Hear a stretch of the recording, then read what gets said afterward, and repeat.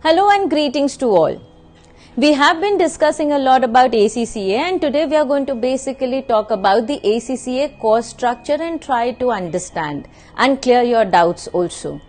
Now ACCA course has 3 levels, which are the knowledge level, which consists of 3 papers, the skill level, which consists of 6 papers, and the professional level, which comprises of 14 papers. Which means that ACCA course in total needs you to clear about 13 papers. Apart from these 13 papers, there is a module of ethics that needs to be completed and also 36 months of internship period. Now this 36 months of internship period can be either before you join, that is your actual work ex of 3 years, or it can be also during or after the ACCA program. But then the requisites, the 3 requisites need to be completed to finally become an ACCA member, and that is completing all the 13 papers, then completing the module of ethics and also having a 36 months of internship period. I would also like to discuss here about the various exemptions that are associated at each of these levels. Now when we are talking of exemptions, we are referring to the papers that can be foregone because you already have achieved a certain level of qualification in your career.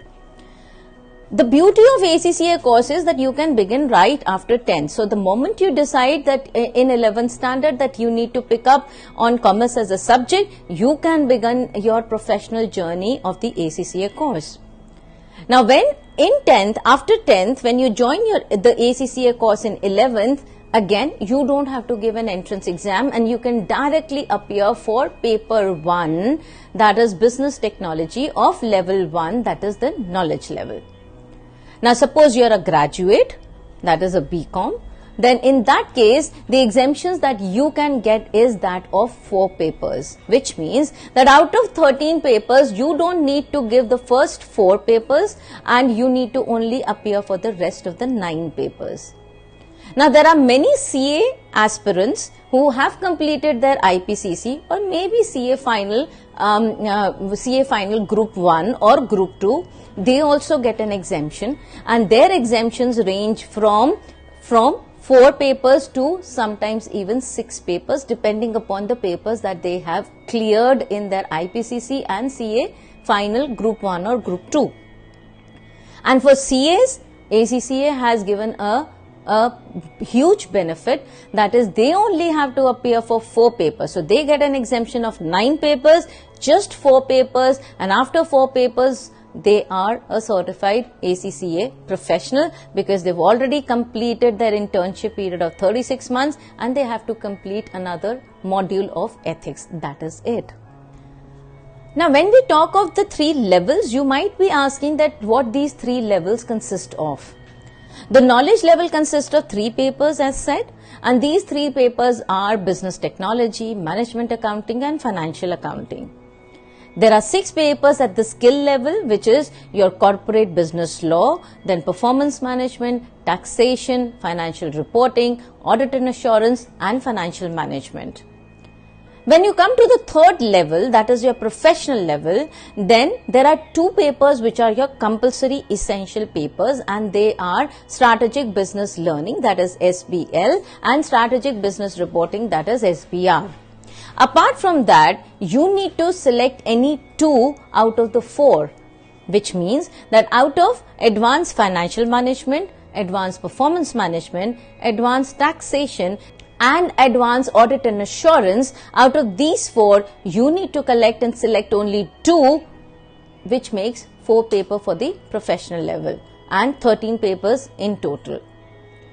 Before we move on further, I also want to highlight 4 important things. Number 1, that the first 4 exams, that is the business technology, management accounting, financial accounting and corporate business law. These 4 papers are totally objective based questions. And these are the papers that can be done at your convenience any point of time of the year. So you may prepare it within 1 month, you may prepare a paper within 2 months. As and when you get ready, you need to and you can apply for the paper and sit for the paper. But from the fifth paper onwards, the exams become descriptive and they are done on quarterly basis. That means you have an option to give the exams in the month of March or in the month of June, September and December. And these exams are a mix of MCQs also and subjective questions also. And the passing percentage of each and every paper is 50%. So, once you complete the whole this structure, the comprehensive structure, you become an ACCA member. Who am I? I'm Dr. Jasmine Kaur, founder of Tishaz.com, which is a platform where our vision and our mission is to enable you to become a globally certified and internationally recognized accounting professional.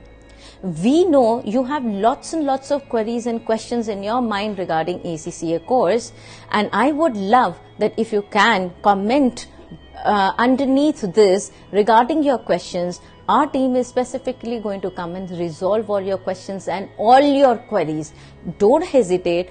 This is one journey where you can become an international professional, accounting professional, an opportunity that doesn't come again and again in one's life. So any questions, most welcome to comment, most welcome to ask, and we would definitely ensure that you get all the queries solved. Till the next video, take care and stay blessed.